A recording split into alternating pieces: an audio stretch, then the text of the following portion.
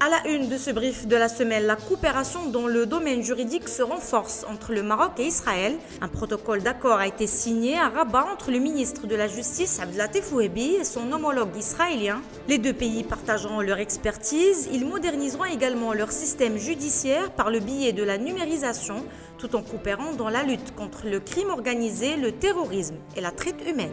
De nouveaux incendies se sont déclenchés en début de semaine, provoquant l'évacuation de plusieurs villages. Au moins 2 provinces sont touchées, notamment l'Arèche, théâtre des incendies les plus ravageurs. 2 femmes et un homme ont trouvé la mort, portant à 4 le nombre total de personnes décédées.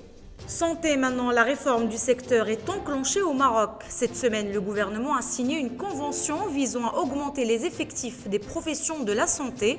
Concrètement, le nombre total des travailleurs dans le secteur, qui est actuellement de 68 000 personnes, devrait passer à plus de 90 000 d'ici 2025 pour un budget global de 3 milliards de dirhams. Un budget qui inclut également la création de 3 facultés de médecine et 3 centres hospitaliers universitaires à Rachidia, Bni Mellal et Guelmim. Place à l'investissement. Réunie jeudi autour du chef du gouvernement Aziz Akhannouch, la 86e commission des investissements a examiné une dizaine de projets pour recevoir des financements publics. Au total, 8 projets d'investissement ont été approuvés pour un montant global de près de 5,7 milliards de dirhams, permettant la création de près de 2500 emplois directs et indirects. 4 grands secteurs stratégiques ont été largement priorisés, à savoir celui de l'énergie, des mines, vient ensuite le tourisme et l'industrie. En football, il y aura finalement 2 doublés cette année et pas de triplé pour le Wydad. Après la Coupe de la CAF, la Renaissance de Berkane s'est adjugée la Coupe du Trône jeudi face aux hommes de Walid Regragui.